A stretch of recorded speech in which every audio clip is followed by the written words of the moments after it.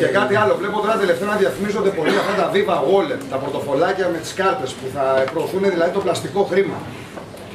Γνωρίζετε αν αυτό είναι κάτι που έρχεται γρήγορα στο να μας ελέγξουν πλήρως στο θέμα το οικονομικό και να επαληθευτούν και όλα αυτά που λέγανε οι παππούδες μας και οι παλιοί ότι κανένας δεν θα μπορεί να αγοράσει να πουλήσει χωρίς να έχει την καρτούλα. Δεν υπάρχει. Ο Άγιος Παΐσιος, ρωτάω, το ξέρω. Ο Άγιος Παΐσιος, Άγιος, όλα αυτά που είπε δεν τα προφήτευσε. Ήταν καλά ενημερωμένος από περίεργους καλογέρους κατά χιλιάδες που σειραίουν στο Άγιον Όρος.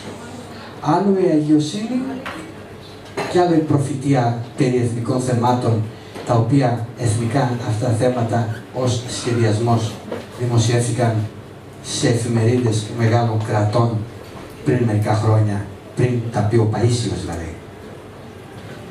Άστα τώρα αυτά. Όχι, πάντως πιστεύω ότι έρχεται μια παγκόσμια κυβέρνηση. Είναι στον δρόμο. Αυτό που θα έρθει, είπα, είναι η ανατροπή του δυτικού πολιτισμού.